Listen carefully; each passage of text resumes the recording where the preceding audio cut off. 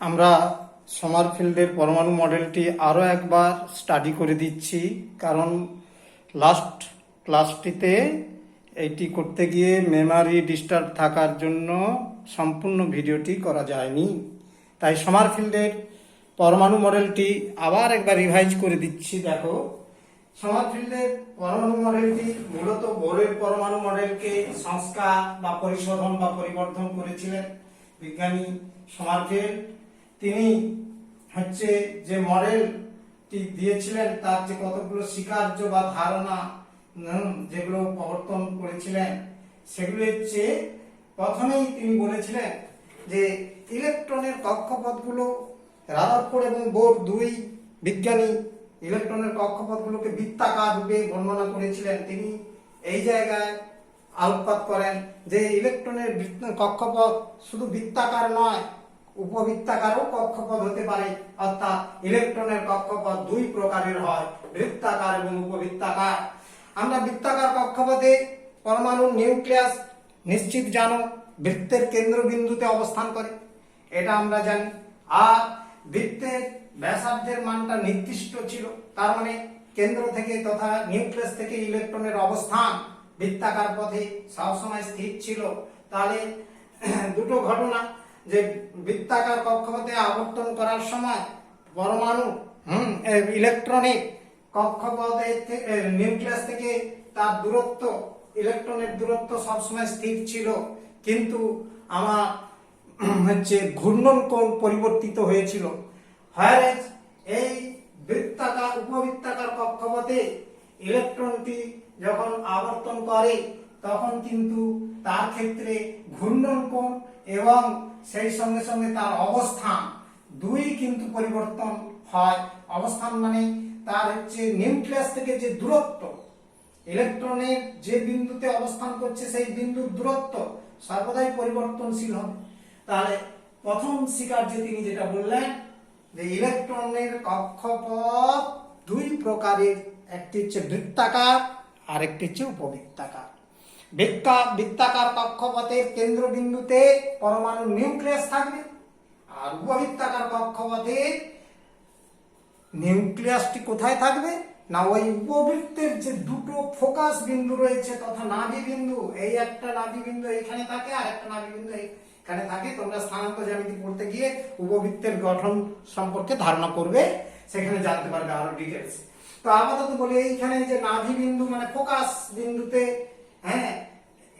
নিউক্লিয়াসটা অবস্থান করতে পারে, আর এটা উপবৃত্তাকার কক্ষপথে। সেটাই 1 নম্বর পয়েন্টে আমি ব্যাখ্যাটা করেছি যে উপবৃত্তের ক্ষেত্রে নিউক্লিয়াসটি উপবৃত্তের যে কোনো একটি নাভিতে অবস্থান করে। এটা 1 নম্বর স্বীকার্যে বলা হচ্ছে। কেমন, ঠিক আছে? তাহলে নাম্বার 1 স্বীকার্য গেল। নাম্বার 2, বৃত্তাকার কক্ষপথে ইলেকট্রন যখন আবর্তন করে, দ্বিতীয় নম্বরে বলছি, দেখো, বৃত্তাকার কক্ষপথে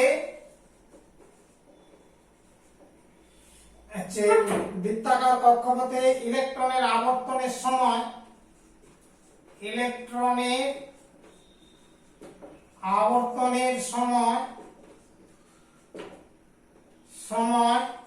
ঘূর্ণন কোণ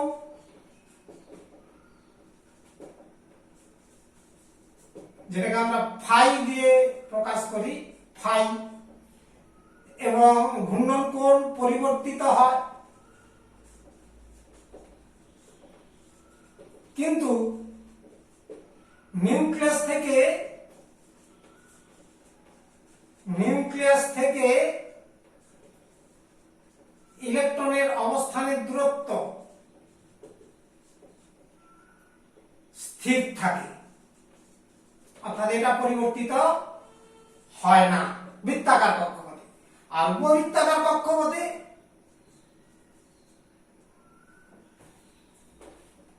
অপরদিকে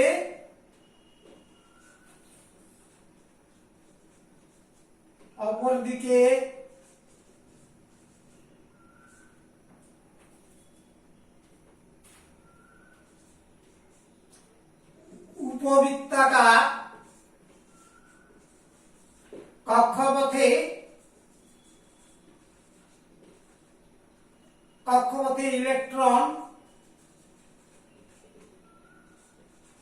ইলেকট্রনের আবর্তনের সময়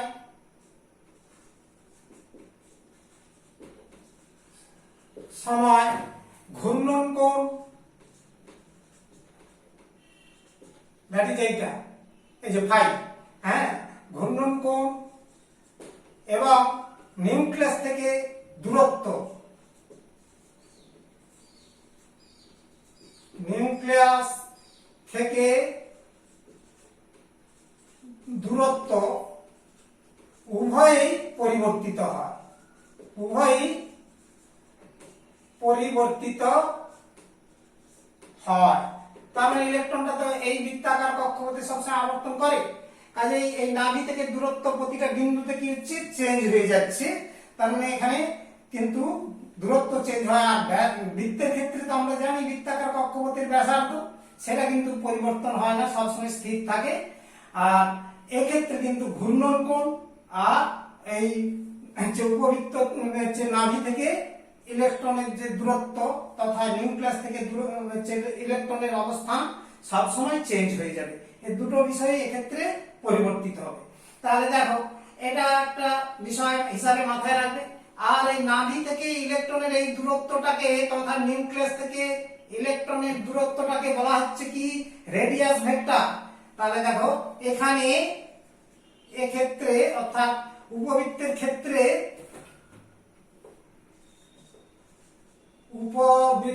ক্ষেত্রে নিউক্লিয়াস থেকে ইলেকট্রনের দূরত্বকে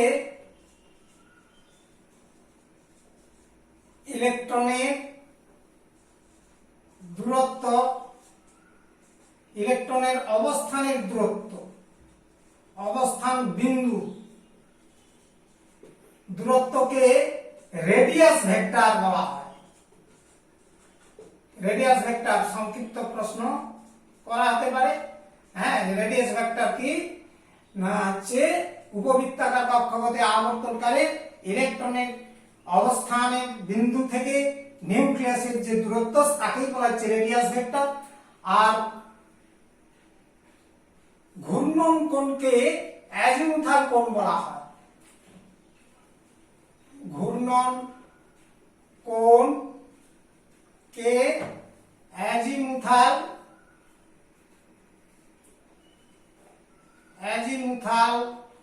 দ্যাট ইজ ফাই কোণ বলা হয়।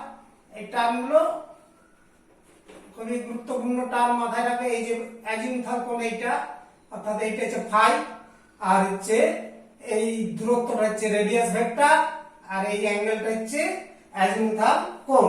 তাহলে এই হচ্ছে বিষয়। এবার দেখো যে কোনো একটা মুহূর্তে ইলেকট্রন যে উপবৃত্তাকার কক্ষপথে যখন আবর্তন করে, যে ইলেকট্রনের গতিটা কি, এই উপবৃত্তের ওই বিন্দুতে একটা স্পর্শক বরাবর, এই যে স্পর্শক বরাবর ইলেকট্রনের অভিমুখটা থাকে গতিবেগ। আর এইখানে ইলেকট্রনের এই গতিবেগটাকে দুটো উপাংশে বিভক্ত হয়েছে, অর্থাৎ এই বেগটাকে দুটো লম্ব উপাংশে বিভক্ত করা হয়। একটি লম্ব উপাংশের নাম রেডিয়াল বেগ, আরেকটাকে বলা হয় অ্যাঙ্গুলার বেগ। তাহলে দেখো স্পর্শক বরাবর গতিশীল থাকাকালীন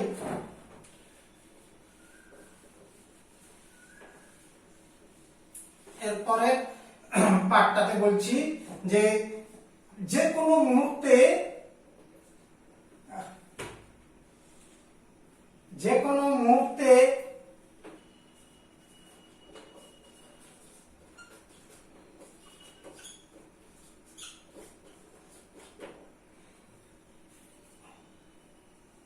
ইলেকট্রনের গতি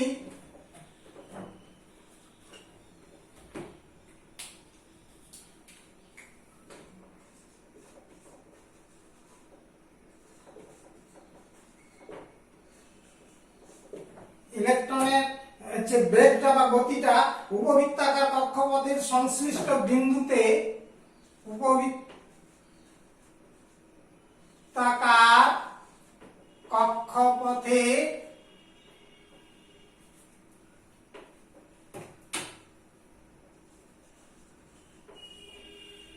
কক্ষপথের সংশ্লিষ্ট বিন্দু, এই যে বিন্দুটা, হ্যাঁ, যে বিন্দুতে আছে উপবৃত্ত, তার যে সংশ্লিষ্ট বিন্দুতে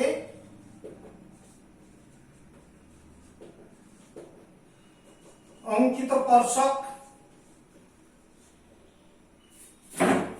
বিন্দুতে স্পর্শক বরাবর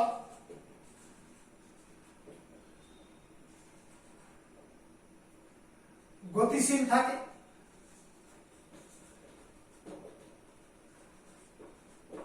কেমন? তাহলে এই স্পর্শক বরাবর গতিকে দুটি লম্ব উপাংশে বিভক্ত করা হয়, অর্থাৎ ওই গতিকে, ওই স্পর্শক বরাবর গতিকে দুটি লম্ব উপাংশে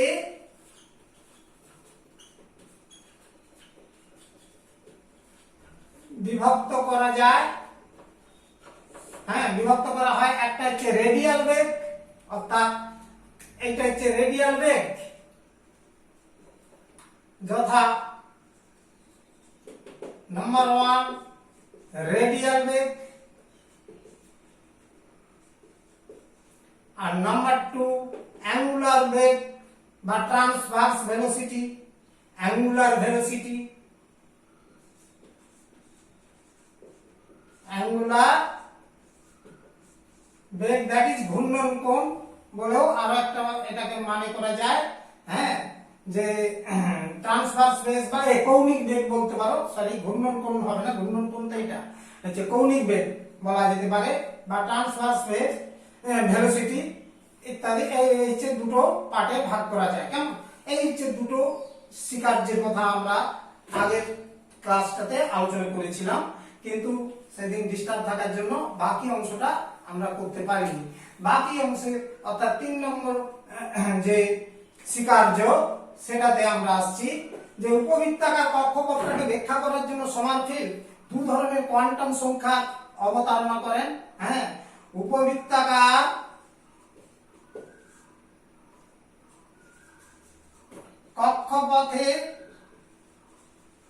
কক্ষপথ বর্ণনা করার জন্য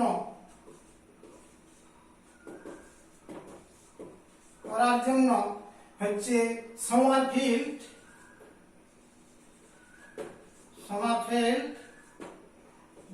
দুই প্রকার কোয়ান্টাম সংখ্যা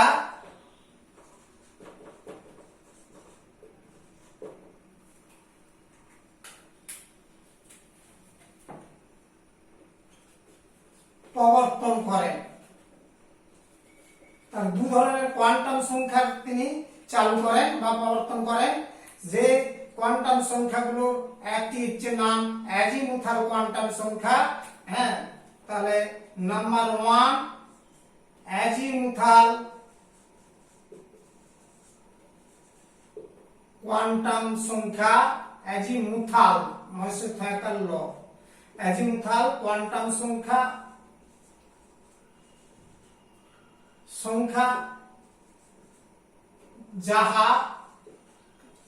যাকে কে অক্ষর দ্বারা প্রকাশ করে, কে দ্বারা সূচিত করে। পরবর্তীকালে এই কোয়ান্টাম সংখ্যাকে একে এল দ্বারা প্রকাশ করা হয়।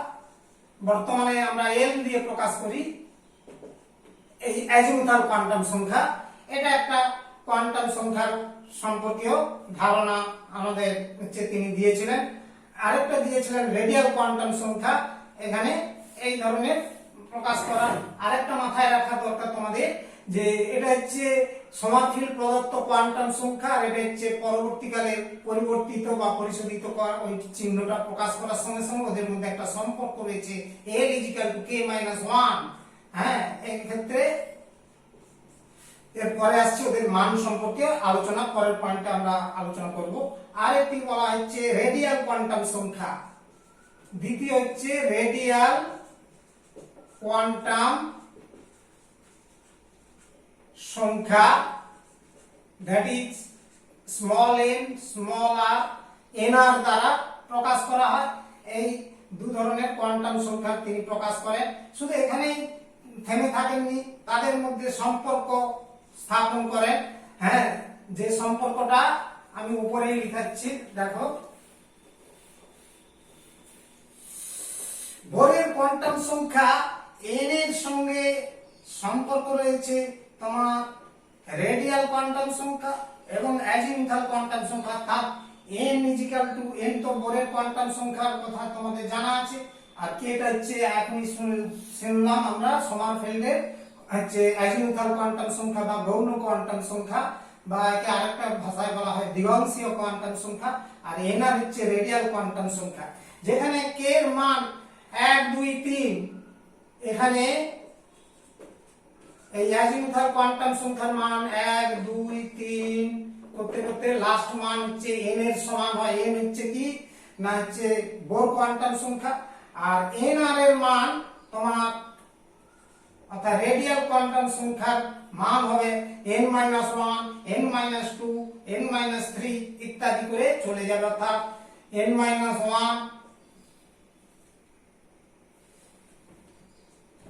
n-2 n-3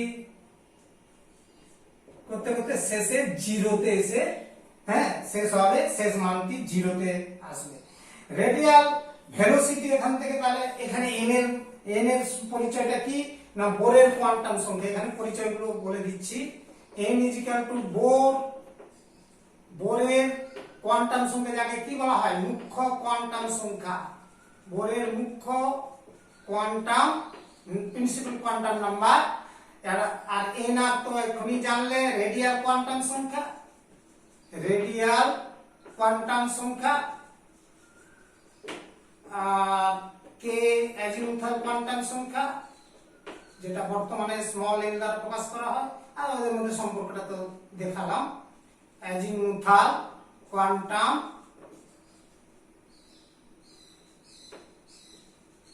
সংখ্যা।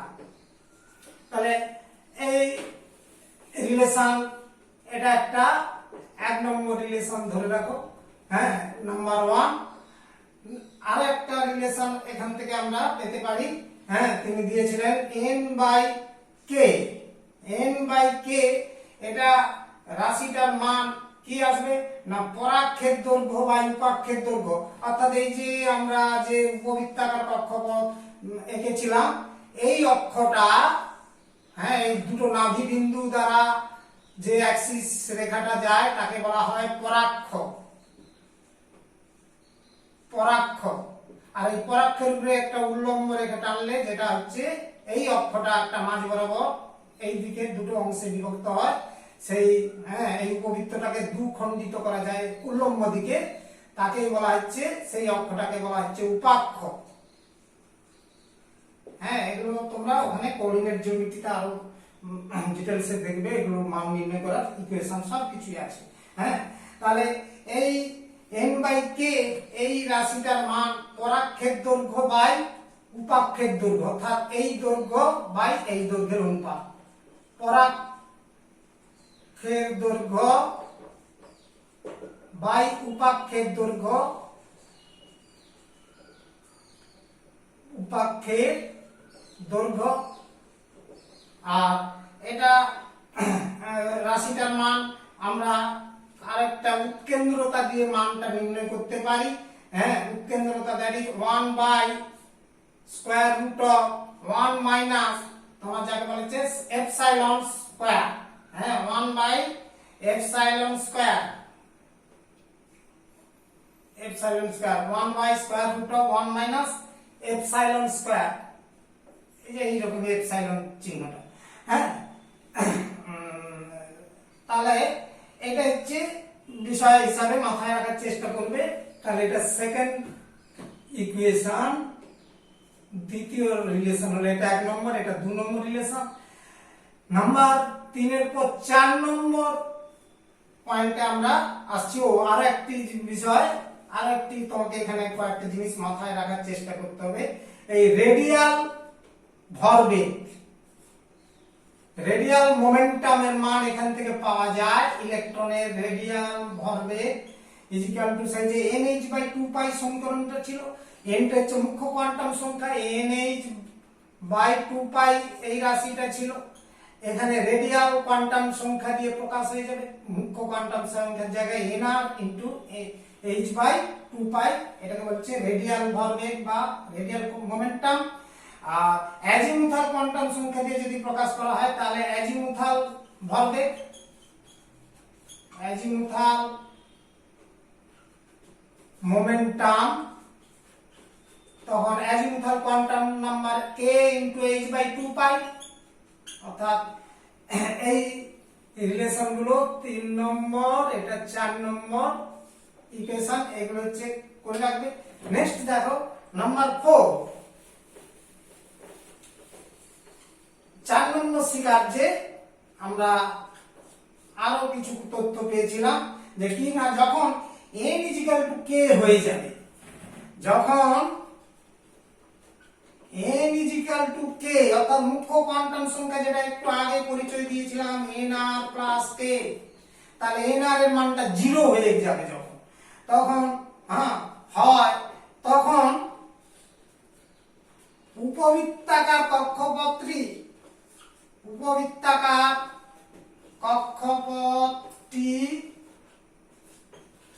বৃত্তাকারে রূপান্তরিত হয়, বৃত্তাকার হয়, তার মানে তখনই বৃত্তাকার কক্ষপথ আর উপবৃত্তাকার কক্ষপথ দুটোই সমান হয়ে যাবে, যখন মুখ্য কোয়ান্টাম সংখ্যা আর হচ্ছে গৌণ কোয়ান্টাম সংখ্যার মানটা একই হয়ে যাবে। তার মানে যেমন একটা এক্সাম্পল দিচ্ছি, দেখো বোরের প্রথম মুখ্য শক্তি স্তরের ক্ষেত্রে n ইজিক্যাল টু 1 হয়, তাহলে তখন k এর মানটা কত হবে, নিশ্চিতভাবে তোমরা জানো 1 হবে। হ্যাঁ, যদি k এর মান n এর মান 1 হয়, k এর মান 1 হবে, সেটা তোমরা মান একটু আগে প্রকাশ করে দেখিয়েছিলাম, সেইভাবে এখান থেকে মানটা বেরিয়ে আসবে। তাহলে আমরা এখানে তাহলে কেন না nr এর মানটা তখন 0, অর্থাৎ এইখানে রাশিটা বের করে দেখিয়ে দিচ্ছি, দেখো n equal to nr plus k, এবার k এর মানটা বেরিয়ে আসবে, কারণ nr এর মানটা আমরা দেখিয়েছিলাম n মাইনাস 1, n মাইনাস 2 ইত্যাদি করে আসে। তাহলে n এর মান 1 হলে, যখন n এর মান 1 তখন 1 মাইনাস 1 ইজিক্যাল টু 0, অর্থাৎ n ইজিক্যাল টু 1 হলে nr এর মান 0, তাহলে k ইজিক্যাল টু কত 1, তাহলে এইভাবে মানটা নির্ণয় করলে বুঝতে পারছো যে n এর মান আর হচ্ছে k এর মানটা সমান হচ্ছে। অতএব এক্ষেত্রে বৃত্তাকার কক্ষপথটা কি হবে, বৃত্তাকার কক্ষপথ, তার মানে অতএব প্রথম কক্ষপথটি বৃত্তাকার, অর্থাৎ k l m n o p q, সেই যে 7টা বোর কক্ষ বলা হলো, তার ফার্স্ট k অরবিটটা কি হবে, হচ্ছে সার্কেল হবে, বৃত্তাকার হবে। এটা প্রমাণ করা যায় এখান থেকে, যদি কখনো প্রশ্ন পড়ে এটা বুঝতে হবে। দেখো প্রতি মুখ্য শক্তি স্তরে আমরা এটা একটা খুব কিন্তু ভাইটাল পয়েন্ট, নাম্বার 5 এ আসছি, যে প্রতি মুখ্য শক্তি স্তরে একাধিক উপশক্তি স্তর বা যাকে বলে উপকক্ষ থাকতে পারে। প্রতিটা মুখ্য শক্তি স্তরে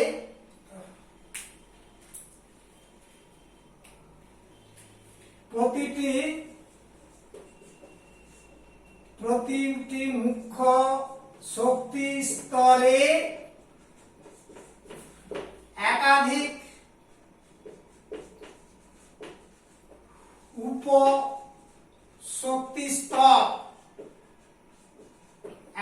উপশক্তি স্তর বা উপকক্ষ থাকতে পারে। যাদের মধ্যে একটি বৃত্তাকার হবে, মানে একাধিক উপশক্তি স্তর থাকলে তাদের মধ্যে একটা হবে বৃত্তাকার ও বাকিগুলি সবই উপবৃত্তাকার, বাকিগুলি সবই ইলিপ্টিক্যাল হবে, উপবৃত্তাকার হয়। কেমন? তার মানে একটা এক্সাম্পল আমরা যদি দিই, যখন মুখ্য শক্তি স্তরের মান n = 4, এক্সাম্পল দিচ্ছি দেখো, যখন মুখ্য শক্তি স্তরের মান n = 4 হলে হ্যাঁ k এর মান কতগুলো পাওয়া যাবে? তাহলে k এর মান হবে, k এর মান কি কি হতে পারে? 1 2 3 4 হয়। কেমন হচ্ছে k এর মান 1 2 3 4 হয়। এবার দেখো কোন ক্ষেত্রে a না k এর মান সমান? না 4 4। তার মানে যখন n = 4 এবং 4 = 4, তাহলে একটি বৃত্তাকার কক্ষপথ পাওয়া যাচ্ছে। অতএব এক্ষেত্রে একটি বৃত্তাকার কক্ষপথ,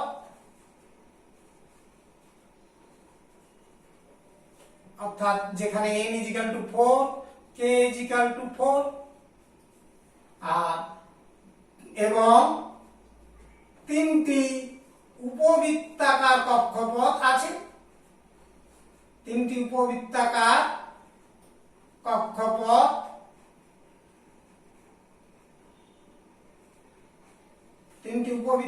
কক্ষপথ কালি ঢোকাতে হবে, এরপরেই আগে পড়ানোর আগে কক্ষপথ প্রতি ক্ষেত্রে n এর মান 4, k এর মান কত কত আছে? 1 2 3 আর n এর মান 4। প্রত্যেকটা ক্ষেত্রে n এর মান, মুখ্য কোয়ান্টাম সংখ্যার মান 4 আর হচ্ছে গৌণ কোয়ান্টাম সংখ্যার মান রয়েছে 1 2 3। এগুলো হচ্ছে উপবৃত্তাকার কক্ষপথের পরমাণু গঠনের আমরা লাস্ট ক্লাসে সমারফিল্ডের পরমাণু মডেল আলোচনা করেছিলাম। তো স্বাভাবিকভাবে সমারফিল্ড, তার আগে বিজ্ঞানী বোর, দুজনেই ইলেকট্রনকে কণা রূপে ব্যাখ্যা করেন। কিন্তু এই ইলেকট্রনের কণারূপী ধারণা রূপে ইলেকট্রনের সমস্ত রকমের বৈশিষ্ট্যকে সঠিক ব্যাখ্যা পাওয়া যায়নি, অর্থাৎ কিছু কিছু ব্যাখ্যা যে পাওয়া গেল না। তখন এই ধারণার মধ্যে একটি সন্দেহ প্রকাশ হয়, অর্থাৎ এই পরমাণু মডেলের আরো সংস্কার হয়। তার মধ্যে অন্যতম বিজ্ঞানী লুই ডি ব্রগলি, তিনি দ্বৈত সত্তা নামে আরেকটি প্রকাশ করেন, অর্থাৎ ইলেকট্রনের দ্বৈত সত্তা বা ডুয়েল নেচার অফ ইলেকট্রন, এই মতবাদটি তিনি দিয়ে থাকেন। ডি ব্রগলি তিনি বলেন যে ইলেকট্রন প্রোটন কণার মতোই তীব্র গতিশীল ক্ষুদ্রাতি ক্ষুদ্র কণা। তো স্বাভাবিক ইলেকট্রনের মধ্যেও ফোটন কণার মতোই কণা এবং তরঙ্গ উভয় ধর্ম, অর্থাৎ তরঙ্গ রূপে এবং কণা রূপে এই বৈশিষ্ট্য বহন করে থাকে ইলেকট্রন। আর এই ঘটনাই হচ্ছে ইলেকট্রনের দ্বৈত সত্তা নামে পরিচিত।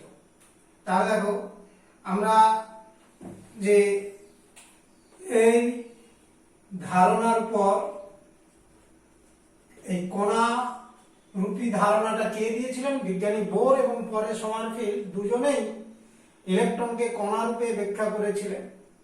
কিন্তু এই ধারণা দ্বারা ইলেকট্রনের কিছু ধর্ম বা বৈশিষ্ট্যের, ইলেকট্রনের কিছু বৈশিষ্ট্যের ব্যাখ্যা পাওয়া যায়নি।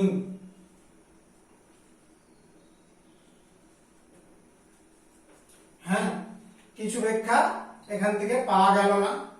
এরপরে বিজ্ঞানী, আমরা বললাম যে de Broglie, Louis de Broglie প্রায় 1924 খ্রিস্টাব্দে, প্রায় নয় অ্যাকুরেট, অর্থাৎ 1924 খ্রিস্টাব্দে বিজ্ঞানী লুই ডি ব্রগলি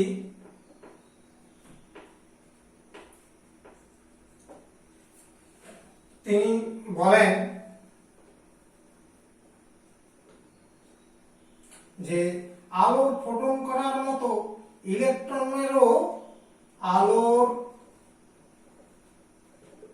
ফোটন কণা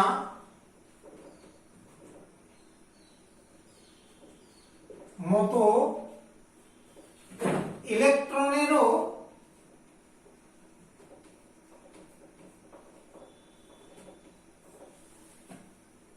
দুটো ধর্ম বর্তমান রয়েছে, কণা এবং তরঙ্গ।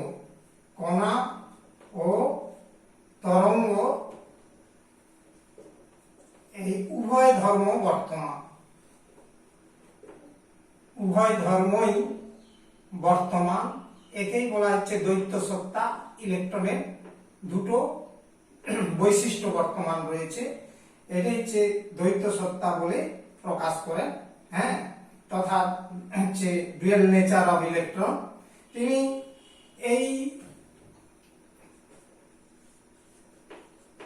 তিনি ইলেকট্রনের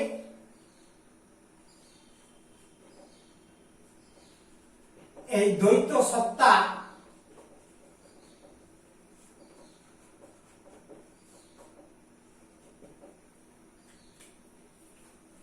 ব্যাখ্যা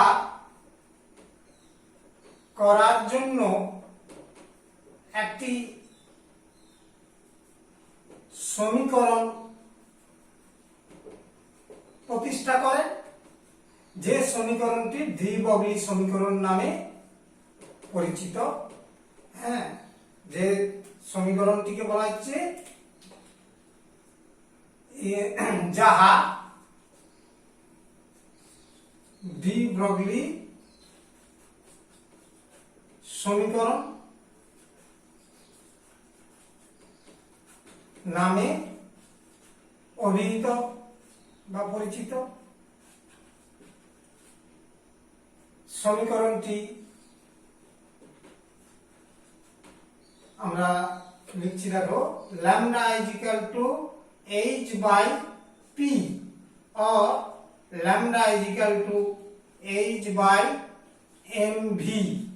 এখানে ল্যামডা হচ্ছে ওই ইলেকট্রন তরঙ্গের তরঙ্গ দৈর্ঘ্য, ইলেকট্রন তরঙ্গের তরঙ্গ দৈর্ঘ্য ওয়েভলেন্থ। পি হচ্ছে ইলেকট্রনের ভরবেগ, এম হচ্ছে ইলেকট্রনের ভর, ইলেকট্রনের ভর রাশি, আর ভি হচ্ছে ইলেকট্রনের বেগ বা গতিবেগ, ইলেকট্রনের গতিবেগ। তাহলে আর এইচ তো প্ল্যাঙ্ক কনস্ট্যান্ট, এইচ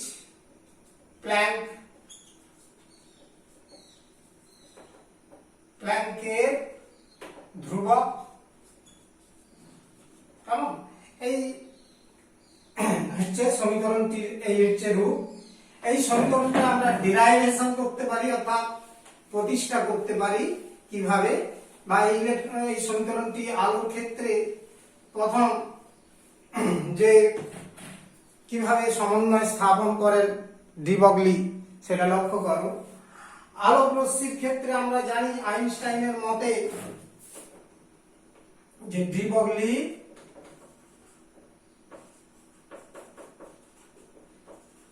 সমীকরণ উপপাদন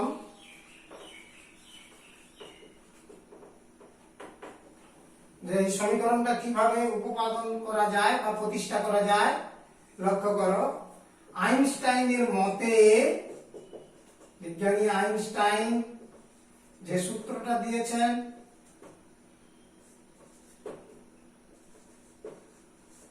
সেটা তোমরা জানো, E = mc²।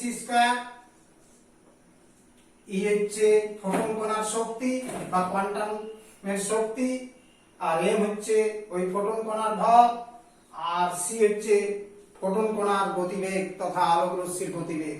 কেমন?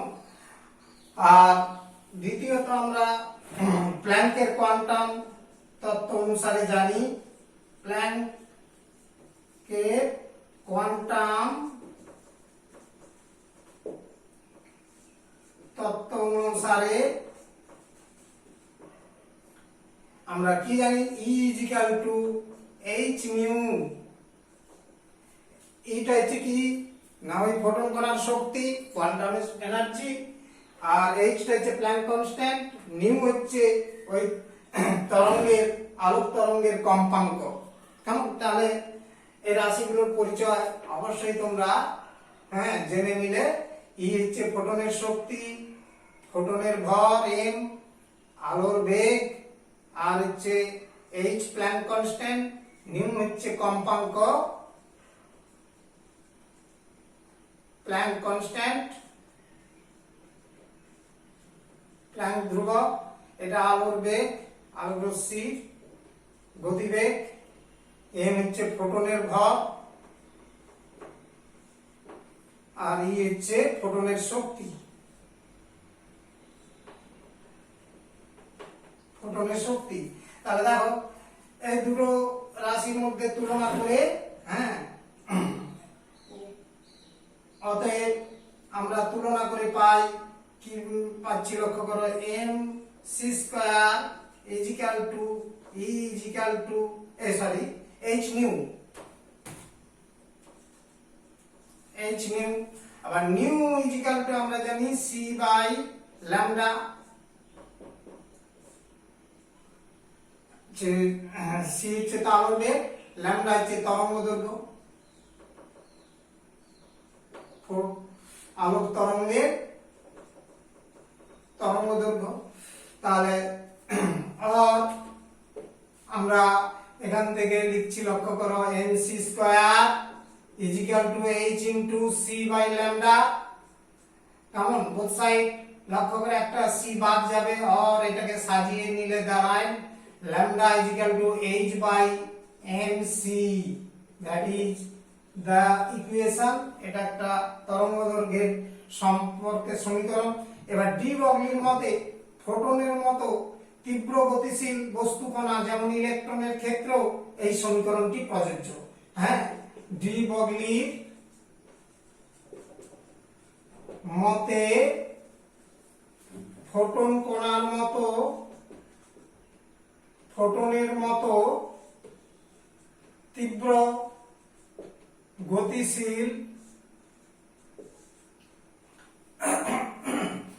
গতিশীল বস্তু কণা অর্থাৎ অতি ক্ষুদ্র বস্তু কণা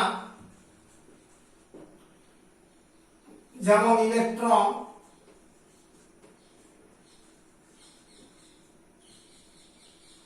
ইলেকট্রনের ক্ষেত্রেও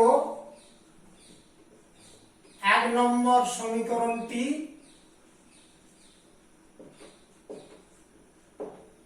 প্রযোজ্য। 1 নম্বর সমীকরণটাও সমতুল্য হবে, অর্থাৎ আমরা বলতে পারি কি lambda equal to h by mv or lambda equal to h by p, যেখানে m ইজিক্যাল টু ইলেকট্রনের ভর, v ইজিক্যাল টু ইলেকট্রনের বেগ, কেমন? p ইজিক্যাল টু ইলেকট্রনের ভর বেগ, that is p equal to mv, আর ল্যামডা ইজিক্যাল টু ইলেকট্রন তরঙ্গের তরঙ্গ দৈর্ঘ্য, ইলেকট্রন তরঙ্গের তরঙ্গ দৈর্ঘ্য, ওয়েভলেংথ। তাহলে এই সমীকরণটাই হলো আমার ডি ব্রগলির সমীকরণ, যে ইহাই হলো ডি ব্রগলির সমীকরণ। ইলেকট্রনের দ্বৈত সত্তা ব্যাখ্যা করার জন্য যে সমীকরণটি তিনি প্রতিষ্ঠা করেছিলেন, এইভাবে সমীকরণটি প্রুফ করেছিলেন। তাহলে দেখো এই হচ্ছে আমার ইলেকট্রনের দ্বৈত সত্তা সম্পর্কে ডি ব্রগলির মতবাদ। তিনি যে বিষয়টি বলেছিলেন আমরা সেটাকে লক্ষ্য করে একটা পিকচারের সাহায্যে দেখাচ্ছি। এই মনে করো বৃত্তাকার কক্ষপথ, এটা বৃত্তাকার ইলেকট্রনীয় কক্ষপথ, ইলেকট্রন আবর্তন করে নিউক্লিয়াস। এটা হচ্ছে বোর এবং সমারফিল্ডের মতবাদ অনুযায়ী, সমারফিল্ডে যদি উপবৃত্তাকার কক্ষপথের কথাও দিয়েছেন, একটি করে বৃত্তাকার কক্ষপথ প্রতিটি মুখ্য শক্তি স্তরে, এবং সেই সঙ্গে বাকিগুলো সব উপবৃত্তাকার কক্ষপথ। তো সেই ধারণা ছিল, তো সেই ক্ষেত্রে ইলেকট্রনটাকে কণা রূপে আচরণ করার জন্য এইভাবে গতিশীল হচ্ছে। আর ডি ব্রগলির যে বক্তব্য, ইলেকট্রনের গতিপথটা হবে তরঙ্গ রূপে। এই যে অর্থাৎ কন্টিনিউ এই হচ্ছে গোলাকার পথে না গিয়ে একটা তরঙ্গ রূপে ইলেকট্রনটা গতিশীল হয়। এটা হচ্ছে ইলেকট্রনীয় তরঙ্গ, অর্থাৎ ইলেকট্রনের আবর্তনশীলতা গতিপথ। হ্যাঁ, দুটো রূপেই থাকবে, একটা হচ্ছে তরঙ্গ আর একটা হচ্ছে কণা পার্টিকেল রূপে। অর্থাৎ এইভাবে ইলেকট্রনীয় তত্ত্ব, দ্বৈত সত্তা সম্পর্কীয় আলোচনা আমরা করলাম। তাহলে মোটামুটি, আর এখানে দেখো রেডিয়াস অর্থাৎ বৃত্তের যে ব্যাসার্ধ সেটা কিন্তু এইটা। হ্যাঁ, হচ্ছে এই পরের যে কথাটা একটু বলে দিচ্ছি, শুনে নাও। ডি ব্রগলির এই তত্ত্বটা, হ্যাঁ, সীমাবদ্ধতা কিছু রয়েছে, লিমিটেশন অফ ডি ব্রগলি।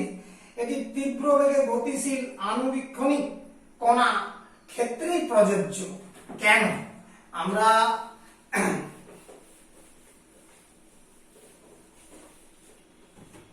এর সমীকরণে সীমাবদ্ধতা কথা বলছি, যে এই সমীকরণটি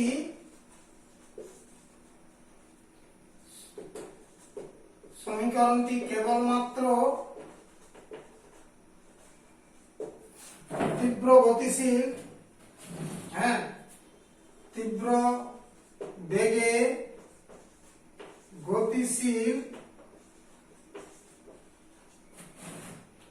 আণুবীক্ষণিক, অর্থাৎ ক্ষুদ্রাতি ক্ষুদ্র আণুবীক্ষণিক কণার ক্ষেত্রে, বস্তু কণার ক্ষেত্রেই প্রযোজ্যতা রয়েছে।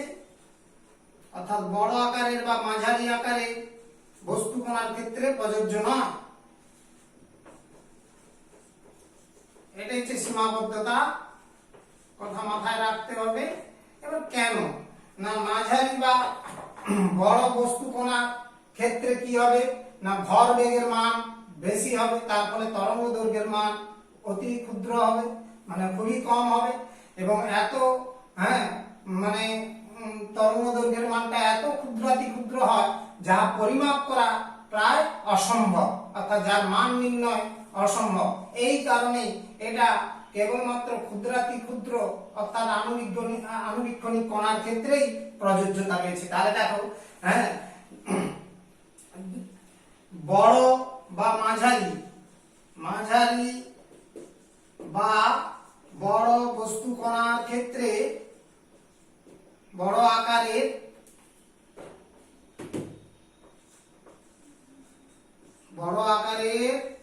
বস্তু কণা যদি আমরা এই সমীকরণটি প্রযোজ্য করি, প্রয়োগ করি বস্তুর কণার ক্ষেত্রে, কি না তার অসুবিধার কোথায় না আমরা তো জানি ভর বেশি হবে তাদের, তাহলে ভর বেগের মানটা কি হবে, ভর বেগের মান বেশি হয়, খুব বেশি হবে, এবং তরঙ্গ দৈর্ঘ্যের মান হ্রাস পায়, এবং তরঙ্গ দৈর্ঘ্যের মান খুব নিম্ন হয়। কেমন? এক্ষেত্রে তরঙ্গ দৈর্ঘ্যের মান এতই ক্ষুদ্র, এক্ষেত্রে তরঙ্গ দৈর্ঘ্য এত ক্ষুদ্র মান হয়, তরঙ্গ দৈর্ঘ্য এত ক্ষুদ্র হয় যার মান নির্ণয় অসম্ভব, অসম্ভব হয়। সেই জন্য এই সমীকরণটি দ্বিবগলী হচ্ছে দ্বৈত সত্তা যে সমীকরণটি, এটা কেবলমাত্র ক্ষুদ্র অর্থাৎ আণুবীক্ষণিক বস্তু কণা, ফোটন কণা, ইলেকট্রন কণা এই জাতীয় কণাগুলোর ক্ষেত্রেই প্রযোজ্যতা রয়েছে, কিন্তু বড় বা মাঝারি আকারের বস্তু কণাগুলোর ক্ষেত্রে এর হচ্ছে প্রযোজ্যতা নেই। নেক্সট হচ্ছে হাইসেনবার্গের অনিশ্চয়তা নীতি। আরো একটি পরমাণু মডেল সম্পর্কে আধুনিক মতবাদ রয়েছে। হাইসেনবার্গের অনিশ্চয়তা নীতি, আনসার্টেনটি প্রিন্সিপল, হ্যাঁ, অর্থাৎ আনসার্টেনটি প্রিন্সিপল যেটা রয়েছে হাইসেনবার্গের, সেক্ষেত্রে কি বলা আছে, কোনো গতিশীল, হ্যাঁ, ইলেকট্রনের মতো কোনো গতিশীল আণুবীক্ষণিক কণার অবস্থান এবং গতিবেগ একই সঙ্গে নির্ভুলভাবে পরিমাপ করা সম্ভব নয়। যেটা বোর তিনি তার তত্ত্বে ইলেকট্রন কণার অবস্থান এবং ভরবেগ দুই কিন্তু কাউন্ট করেছিলেন। নিশ্চিত মনে আছে ইকুয়েশনটা mvr=n/2π, ওখানে হ্যাঁ ভরবেগ নির্ণয় করেছিলেন ইলেকট্রন কণা। আর একটি আমরা তো ক্যালকুলেশন করে দেখিয়েছিলাম ইলেকট্রনের কক্ষপথের ব্যাসার্ধের মান তথা ইলেকট্রন কণার অবস্থানটাও আমরা নির্ণয় করতে পেরেছিলাম। কিন্তু এ দুটো হাইসেনবার্গের মতানুসারে হ্যাঁ যত পরমাণু মডেল ডেভেলপ করলো তত তার থেকে তিনি ধারণা দিলেন যে না, একই সাথে ইলেকট্রনের মতো ক্ষুদ্রাতি ক্ষুদ্র কণার ভরবেগ এবং অবস্থান একই সঙ্গে কখনোই নির্ণয় সম্ভব নয়। তাহলে দেখো, যে কোনো গতিশীল আণুবীক্ষণিক কণার অবস্থান ও ভরবেগ একই সঙ্গে কোন এই নীতিটা আমরা নিচ্ছি যে কোনো যে কি বলে আণুবীক্ষণিক কণা অর্থাৎ গতিশীল, কোন গতিশীল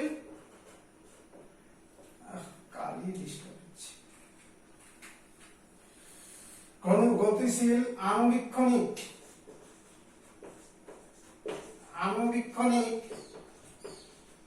কণা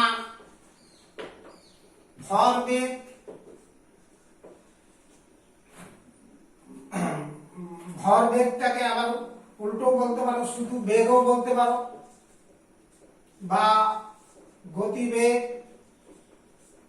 এবং অবস্থান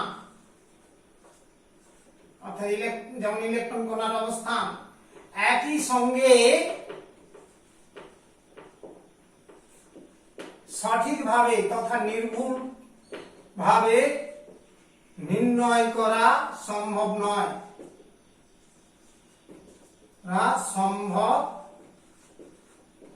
অর্থাৎ অসম্ভব। একই সঙ্গে নির্ভুল এদের মান নির্ণয় করা সম্ভব নয়। অনিশ্চয়তা নীতির এই একটি গাণিতিক রূপ এর পাওয়া গেছে, অর্থাৎ এই নীতির গাণিতিক রূপ হাইসেনবার্গের যেটা সমীকরণ,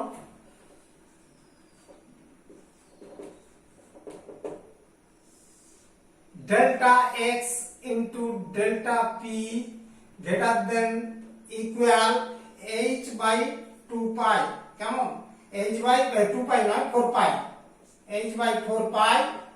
এটা হচ্ছে তার হচ্ছে আনসার্টেনটি প্রিন্সিপলের ম্যাথমেটিক্যাল ডিডাকশন বা ম্যাথমেটিক্যাল রূপ অর্থাৎ গাণিতিক রূপ।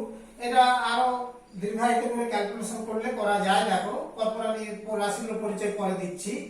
ডেল্টা এক্স ইন্টু ডিফারেন্স, পিটা হচ্ছে ভরবেগ, অলরেডি পরিচয় জানি আমরা, হ্যাঁ কিছুক্ষণ আগে আলোচনা করেছি। তাহলে M V greater than equal H by 4π और डेल्टा एक्स इंटू एम तो ধ্রুবক রাশি মাস, কাজেই ওর ডিফারেন্স করলে এটা greater than equal H by 4π, এটা পাই। তাহলে del X into M into M delta V হচ্ছে কি বলে H greater than equal H by 4π और যাকে বলে del X into del V greater than equal H by 4π এমটা চলে এলো। কেমন? তাহলে এই ইকুয়েশন গুলো হচ্ছে বলা হচ্ছে এর গাণিতিক রূপ হিসাবে ধরে নিতে পারো, অনিশ্চয়তা নীতির গাণিতিক রূপ। তাহলে এটা 1 নম্বর যদি ইকুয়েশন দিই, এটা হচ্ছে 2 নম্বর। 1 2 হলো এই হাইসেনবার্গের অনিশ্চয়তা নীতির গাণিতিক রূপ, যেখানে ডেল্টা এক্স টা কি না আমার ইলেকট্রন বা কোনো আণুবীক্ষণিক কণার অবস্থানের অনিশ্চয়তা, অর্থাৎ কণার ক্ষুদ্রতর কণার অবস্থানের অনিশ্চয়তা। তারপরে ডেল্টা পি কি কণার ভরবেগের অনিশ্চয়তা। কেমন? এম হচ্ছে ইলেকট্রনের আরেকটা আসছে যেটা ডেল্টা ভি কণার গতিবেগের অনিশ্চয়তা।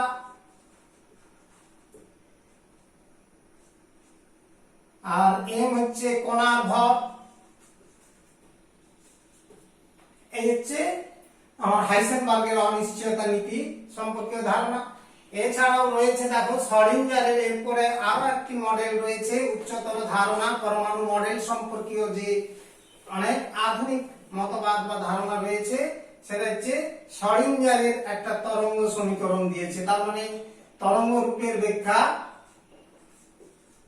হচ্ছে শ্রোডিঙ্গার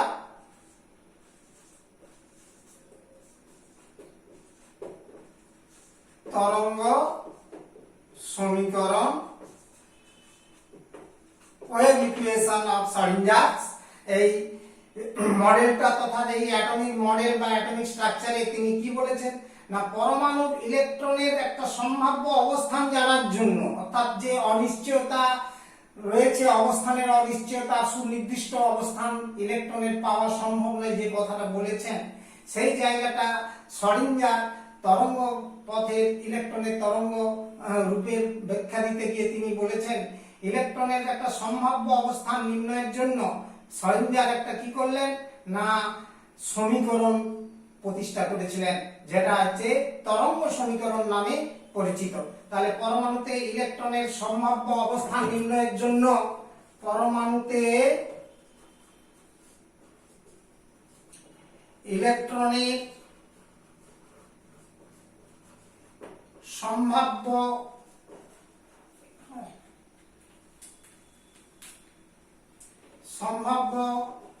অবস্থান নির্ণয়ের জন্য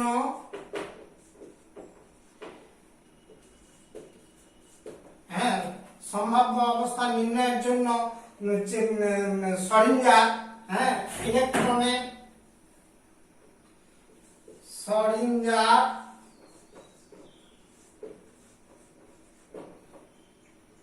ইলেকট্রনের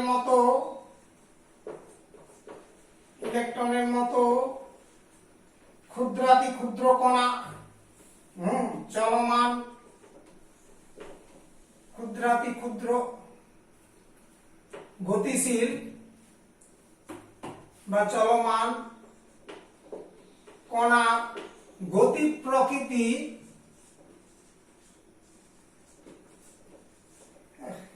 বারবার কালি খুব ডিস্টার্ব করছে সম্পর্কিত গতি প্রকৃতি সম্পর্কিত একটি তরঙ্গ সমীকরণ wave equation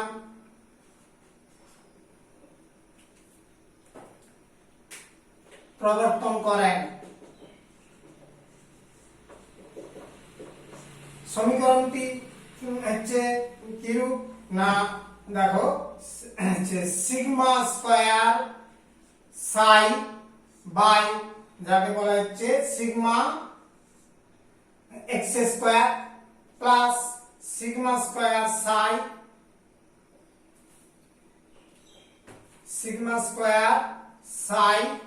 by sigma Y square plus sigma square psi by sigma Z square. এগুলো সিগমা সিম্বল হচ্ছে এই ধরনের plus 8 pi square M 8 pi square M by H square by H square into E minus V psi equal to 0। এটা হচ্ছে তার wave সমীকরণ, হচ্ছে যাকে বলেছে তরঙ্গ সমীকরণ তিনি দিয়েছিলেন। এখানে পরিচয় রাশিগুলো m ইজিক্যাল টু ইলেকট্রনের ভর, কেমন ইলেকট্রনের ভর, তাহলে m ইজিক্যাল টু ইলেকট্রনের ভর, v ইজিক্যাল টু ইলেকট্রনের স্থিতিশক্তি, ইলেকট্রনের স্থিতিশক্তি, হ্যাঁ, অর্থাৎ এখানে স্টেশনারি এনার্জি ইলেকট্রনের, আর সাই ইজিক্যাল টু তরঙ্গ বিস্তার, হ্যাঁ, অর্থাৎ সাই ইজিক্যাল টু ইলেকট্রনের তরঙ্গ বিস্তার, এটা কি জিনিস? একটা তরঙ্গ অপেক্ষক, ফাংশন অফ ইলেকট্রনের ওয়েভ অপেক্ষক, ইলেকট্রনের তরঙ্গ অপেক্ষক, হ্যাঁ, সাই দিয়ে প্রকাশ করা হয়। আর ক্যাপিটাল ইটা হচ্ছে ইলেকট্রনের মোট শক্তি, টোটাল এনার্জি, এখানে এই বিষয়গুলো রয়েছে। আর এক্স ওয়াই জেড, এই যে টার্মগুলো এসেছে এক্স ওয়াই জেড, এটা অলরেডি তোমরা কোঅর্ডিনেট জিওমেট্রি পড়েছো, হ্যাঁ, ইলেকট্রনের ত্রিমাত্রিক অবস্থানের হচ্ছে স্থানাঙ্ক, হ্যাঁ, তার মানে ইলেকট্রনের এক্স ওয়াই জেড হলো ইলেকট্রনের অবস্থানজনিত বা অবস্থানগত ত্রিমাত্রিক স্থানাঙ্ক।